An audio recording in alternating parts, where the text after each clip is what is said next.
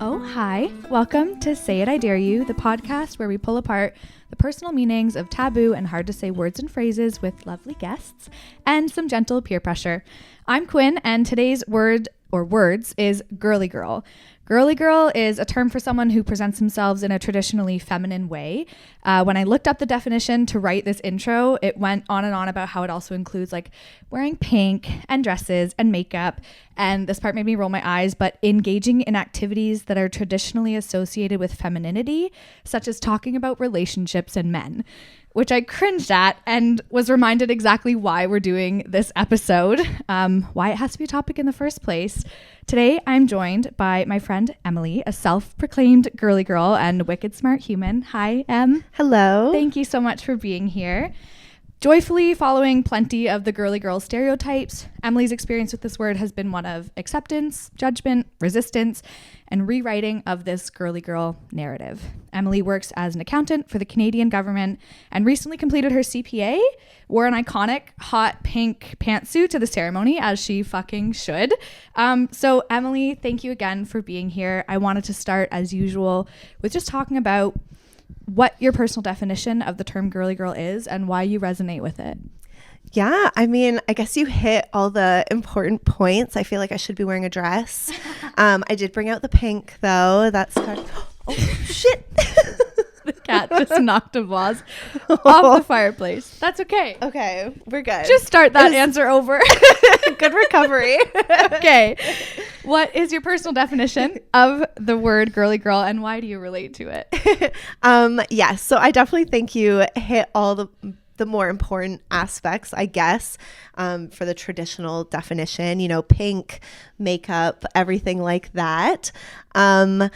I definitely took on a little bit more internal, I guess, because that's very like an external, how you present yourself. Mm-hmm. So it's such a love-hate relationship of like what you associate with feminine activities. So like I was a dancer growing up and that's more stereotypical feminine. I, sew my own clothes, do like textile crafts, stuff like that. So it's like, yes, that is, girly, but in the same way it's not, right? So but yeah, I definitely embodied it, I think, from a young age and never shied away from the term. I love that. Yeah. I feel like anytime I'm describing you, I'm like girly girl, like pink car, like if she could. And it's an endearing way. So I guess, do you think that girly girl should be or is defined as a style, or is it more of an identity? I guess it can be both. Yeah, I think it's a mix of both.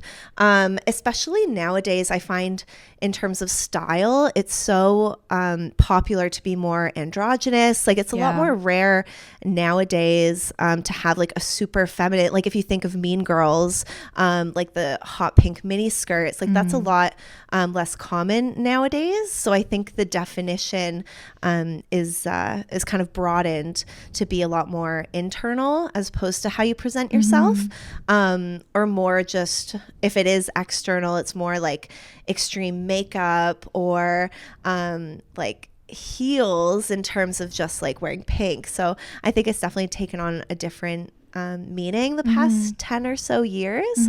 But I definitely think it is a mix of both. Yeah. Kind of internal and external. Yeah. So identity. Why do you think that the term girly girl has these like societally negative connotations to it? What's your experience been with that? Yeah, I think society rewards masculinity in the sense of only when it's performed by men. Because when you say, I was thinking about this last night in preparation for this, like masculinity in women isn't rewarded. If that was the case, like stud women would run the world, you know, whereas when masculinity is presented in women, it's often disregarded, but you want a little bit of masculinity in women, right? So men want like a girl who can pitch a football or like drink a beer and watch a game, but like God forbid you cut your hair short, right? So they reward like an inch of masculinity, but you need that like 90% of femininity around it to soften it, I think, which is kind of unfortunate. But then if you're like 100% feminine with the nails and the lash, you're labeled high maintenance. You're not taken as seriously. It's like a bimbo, like all beauty, no brains. Like it's such a lose-lose for women, I think. You're damned if you do, you're damned if you don't. Yeah. I feel like high level femininity is also oftentimes associated with unintelligence, which is like, we could get into that topic a little deeper for probably hours. But then this outward presentation of what a girly girl is then is associated with a bimbo, or even the tone of voice, like a valley girl voice is associated with unintelligence. And like very much lose. You got that on the nose. Yeah. And it's like, I say like all the time in my vernacular, Same. And it doesn't diminish the point I'm trying to make, but yeah, it's like you said, like I wore a pink suit to my like CPA convocation in front of, thousands of people, and I was on the honor roll. But I just love like bringing that, like, yes, I will wear, a hot pink suit and bright pink heels to this traditionally masculine space, to show that we are here, like we can be just as smart, just as valid, but still look cute while we're doing it. Yeah. Do you feel like in your career, working in such a traditionally masculine part of work, does it ever come up for you, like the way that you present yourself? I think since transferring to the government, not as much, honestly, because they're really, really big there on transparency and equality for everybody. But I used to work in the private accounting industry, and it was very heavy on how you present yourself to the client. So it was very like dress proper, but not too much, so skirts like 1 inch above the knee and like heels were a good thing. Whereas like men, it was a lot more open. They could wear like, a polo shirt, but women, you needed to be, makeup was a big thing. They wanted you to be made up, but not too much. Right. Because so, then there's more connotation to it. You get into asking for it vibes. And exactly. Yeah. Or it's like they want like a French man, like nice nails, but God forbid they're super long acrylics in an outlandish color. God forbid. Yeah. So it's very interesting to walk the line on that. Yeah, because professionalism is associated with like meekness in women, in my opinion. It's like you can't be too stern. You have to be well spoken. You have to dress a certain way. I feel, and I'm very aware of this, I have such a privilege in being my own boss as a freelancer, because I very much am like, if the person who I'm speaking with doesn't like how I am showing up, I don't really want to work for them anyway. They don't need to be my client. If they think me not hiding my tattoos is unprofessional, we're not going to vibe anyways. But I can imagine it can be hard to like present as your full self at work when there's also that pressure on you. Yeah, exactly. Especially when you're so young, starting out in the field too. You want to impress. Yeah, exactly. You don't want to, get anything to harm your career going forward. So yeah, it's a very, difficult line to balance. Yeah. Do you feel like there was a pivotal moment in your life where the word girly girl actually started to resonate with you? Was there a time in which you had a distaste for the term? I think there was definitely a period of time in high school where it was, okay, do I accept this and keep being me, or do I, conform a little bit more? Because I don't know if I've told you before, but I think starting in grade 7, I wore heels to school every day. Yes. Which was iconic, if I do say so myself. Yeah. But yeah, from grade 7 to like 9 or 10, like well into high school, I was in heels. I was in little skirts. I was doing the most. Oh my God, the colored eyeshadow I would wear at 7 a.m. Growing up in the early 2000s is embarrassing at best. Yes, I've burned the pictures. Yes. Let's just say that. But it definitely came to a point where in high school, you're trying to fit in, but also be yourself. So it definitely came to a point where I'm like, okay, maybe, I should tone this down a little bit. And then maybe instead of having so much in my appearance, I would speak about it a lot more. So any time I could bring up feminism, I did, which I'm sure was nauseating to my friends and classmates. But yeah, I was just a diehard, like, support women in every aspect that I could, passionately at all hours The of route the from day. that to gay woman. Oh yes, the pipeline was very real. Absolutely. Yeah. But yeah, I think probably high school is a time where I was like, okay, let me dial it down a little bit. But then, a couple years ago, I'm like, okay, I can dial it back up now. Yeah. I don't have to worry about if the other kids will like me. We're professionals, we're adults now. So if you don't like me, you can, get lost. Hit the road. Exactly. Yeah. In preparing for this, I was speaking to my partner about also currently in pop culture, like the Swiftie fandom is ruling the world, and this general aura of distaste for women enjoying things. It's the pumpkin spice latte, it's the fall girl vibes from 2010. We all wore the high boots and the matching scarves, and there was this general distaste for just women banding together to enjoy something super basic in a non-derogatory term. Basic as in it's a fucking fall drink, let us live. And it really made sense to me in prepping for this talk, because I feel like it's very similar. Like your interests that aligned with traditionally feminine things, they always have to have some form of wrongness to it. Or why are you so interested in that? Like, let me turn it around on you, Joe, and your football every Sunday. Like, that's uncool in my life, but not yours. And that's chill and live your life. Go off, slay. You would hate that, Joe. I don't know, Joe. But point being, it's happening now again, with just like young women enjoying themselves, enjoying the Taylor Swift era that is the entire past 10 years, and being hated for it. And I feel like it's probably a similar experience to all of your crafting and your love of pink and heels. Yep, absolutely. It's like, I want to be basic, as in I want to be like every other woman I've ever met, because we're awesome. So I want to be like them. I've never claimed to not be like other girls. Yeah. I live and breathe other girls in a gay way and a feminist way, healthy mix there. For sure. Well, and even growing up, I'm sure you experienced this too. There's always that one girl that's like, I'm not friends with a lot of girls. I'm only friends with guys. Like, I'm not like other girls. It's like, why? Yeah. It's kind of actually really fun to have shared interests and to have other people who understand you.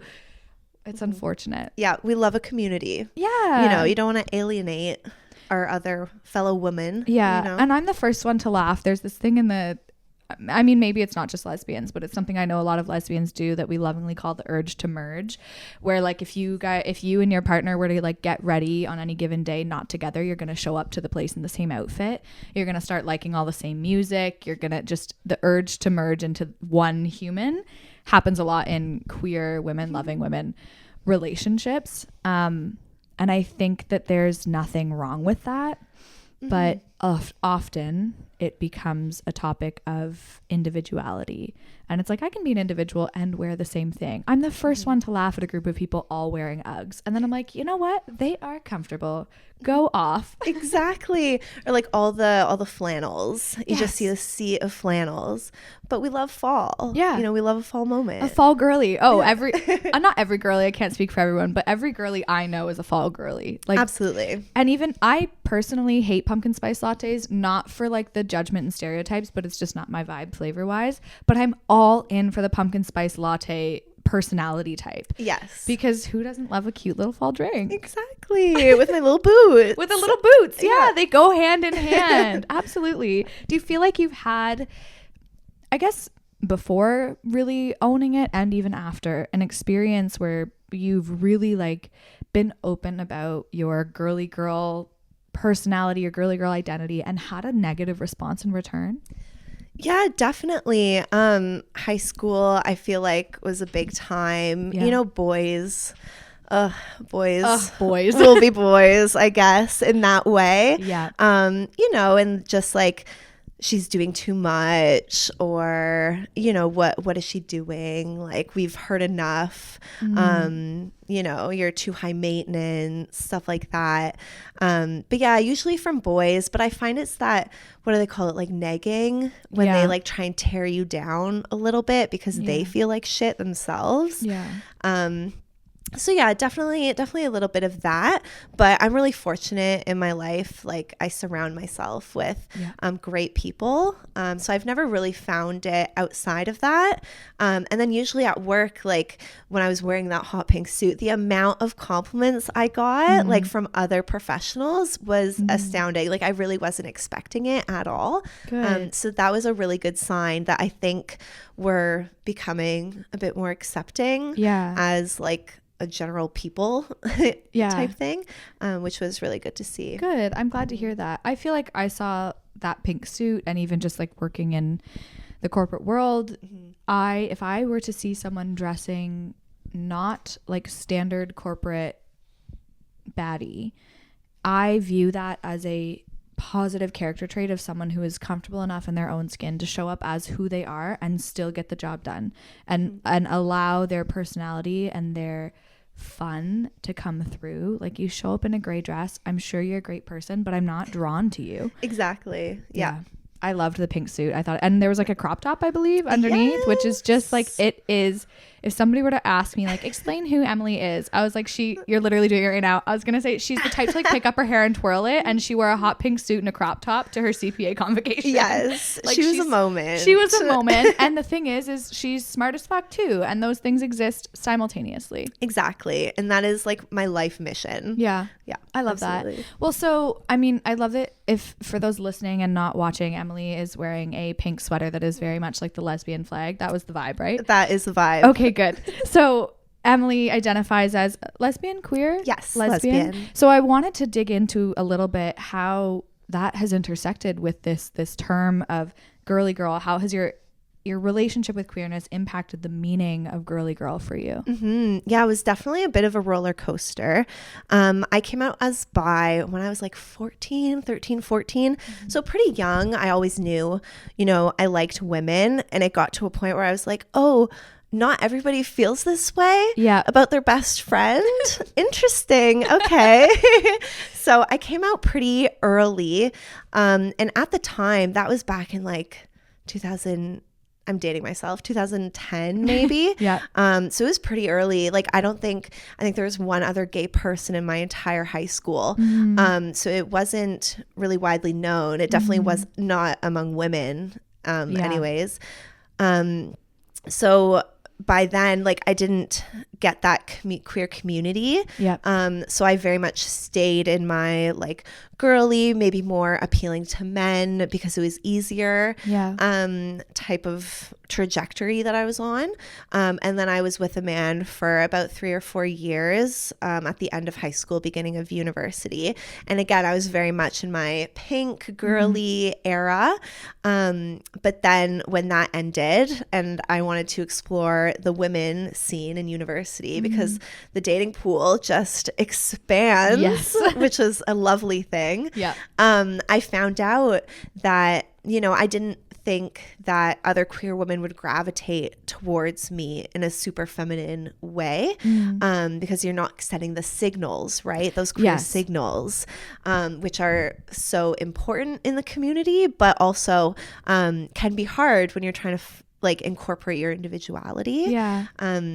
So at that point, I definitely tried to mask it up a little bit, you know, wearing like baggy pants and t-shirts and, you know, just trying to appeal to women. And I ended up dating a lot of different femmes who were dressing kind of how I wanted to present, which was really interesting. So I think there's a little bit of not jealousy, but envy that they could present like that and still attract women.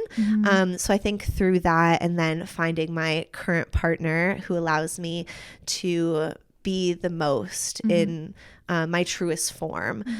So I'm able to present that femininity forward again without feeling like I'm not gay enough. Yeah. You know, that's a really big thing that I find a lot of femme lesbians feel, is that, you know, you're not valid, or if someone can't look at you and immediately be like, oh, she's queer, then you're not valid in the space. Yeah. I feel like a lot of queer women, it's happened with me too, where there's this air of like, the worst one I've gotten is like, you're too pretty to be a lesbian. I'm like, what the fuck does that mean?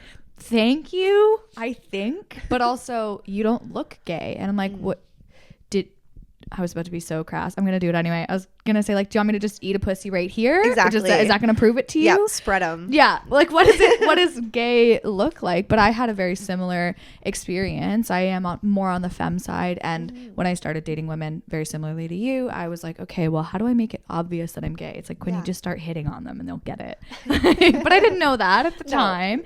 So when it comes to how you present yourself now with your queerness and your femininity, is there proudness in that for you, that you can have it all? Absolutely. And I think just learning about lesbian identity and the history, like there is a really strong history with femme lesbians and like their butch counterparts. And I think really leaning into that, like I think a lot of lesbians now just use the label as how they present themselves. Yeah. But I think there's a lot of power in using femme, like spelled like FEMME, as like an entire identity, like how you dress, how you act, how you treat, exactly how you treat your fellow lesbians, how you treat your partner.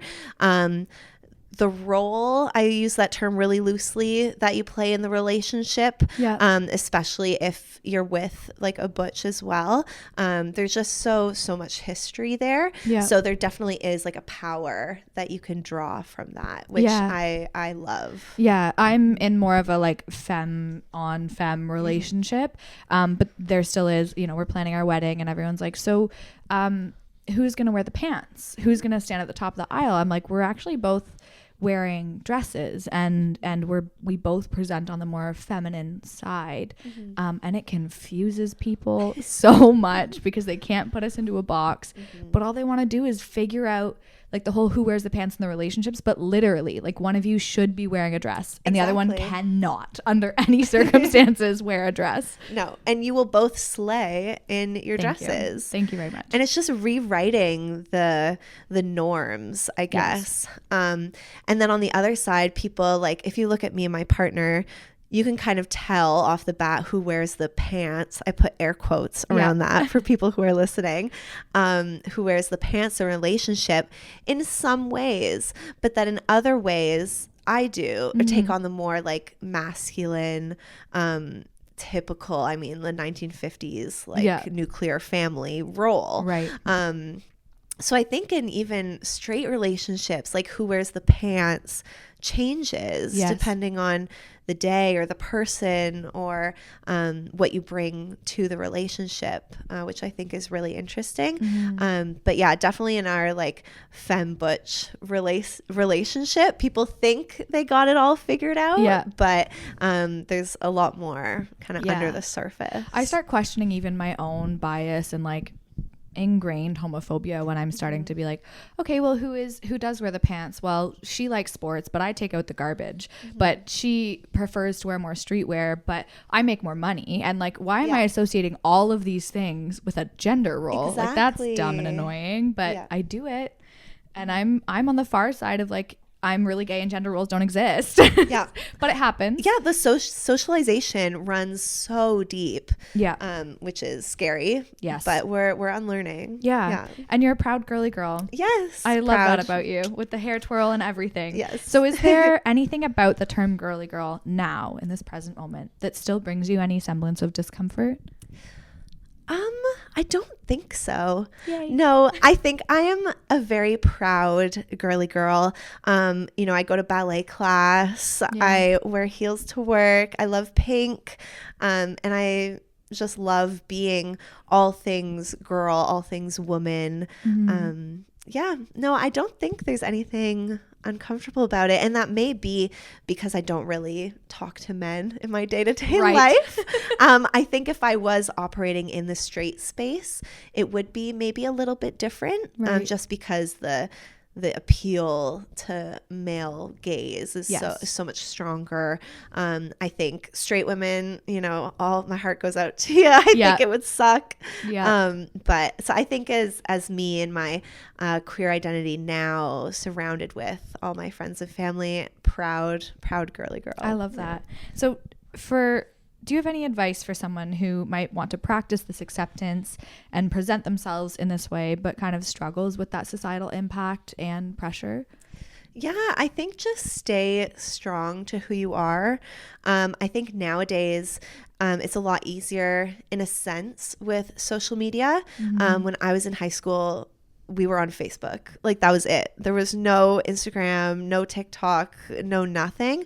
So it was a lot harder to find community, but then it was easier in a way. You're not living up to all these trends that are changing and all this, the invisible audience that you're trying to appease day to day. But I feel like nowadays, just, stay strong in who you are and then find your people, I think it's a lot easier being who you are, being yourself, if you're surrounded by people that lift you up instead of, trying to tear you down for liking the color pink. Come on, it's a color. Get over it. We got more serious things to talk about. Seriously. So I would say that for sure. Maybe don't put any stock into what men say. That's a big thing. What they want, what they see. Exactly. Find be like other girls. If that is what you want. If that is what you want. Exactly. And just, slay it. Absolutely slay it. The next episode of Say It I Dare You is actually with M's partner, and the word will be butch. Hint hint. Spoiler. Spoiler. But I'm really happy that we're doing these back to back, because I think the perspectives of both of them, one, continuously pushing the gay agenda, I told you to expect it, but two, being able to see the differences but also the similarities and what it really means, of just like, this is an identity, this is a feeling and a presentation of yourself, and as much as you're going slay, be who you want to be, wear pink, be a girly girl, anyone else, including your partner, can have the same feeling with a different identity. And it's fun to see.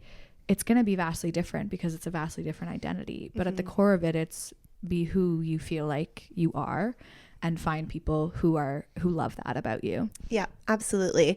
And I think it's so interesting, when me and my partner first met each other, we were very much like in the middle of the spectrum. Like, we were both kind of trying to appease people, like visually, I guess, and trying to find our way in the gay space. And then just being together, we've like slowly drifted to the opposite ends, because you're in a space where you can feel like you're yourself, and you're getting nurtured. But yeah, it's been funny to see, like, throughout the years, if you look through all our pictures, we go from like, oh, like both wearing skinny jeans and crop tops to like, oh, okay. We are very different physically now, but it's been really fun. Well, and the whole concept of this podcast is to, show up and say the things that make people uncomfortable. And sometimes it's not saying things, it's showing up to a convocation in a hot pink suit, and you're doing the same thing, which is you don't have to neutralize a word or a feeling or an identity. The point of putting it in front of people and showing up in hot pink and twirling your hair and being a smart bitch is that you're showing people that you don't have to be a certain way. You don't have to shy away from who you are, what you want to talk about, serious topics to talk about. It's all about destigmatizing, making them kind of normal again. Girly girl shall never be used on this earth as an insult again. Never. I decree it from now on. For the rest of eternity. Nobody can say it unless they're complimenting someone. Exactly. Yes. I love that. Well, thank you, Emily, for being here. This has been such a good conversation. Oh, of course. Thank you for having me. Of course. I had no worries. We would just hit it off. But yes. Let me just talk into a microphone for an hour and I'm happy. Yes. Usually we do this just without microphones. Exactly. Yes. We've had this conversation before. Yeah. So where can people find you on the interwebs? I have a very limited social presence, but you can find me on Instagram at Millie_D13. Yeah. Awesome. I would say I'll put it in the description. That is it for this episode. Please follow, leave reviews on whatever podcast site you're listening on. It does really help us. You can also watch these on YouTube if you want to, or follow us on TikTok or Instagram at Say It I Dare You Pod. I gave you a hint for next week, so please come back to hear the opposite end of this conversation in the same context. Thank you so much for listening. Thank you, Emily, for being here, and we'll see you all next week. Bye. Bye.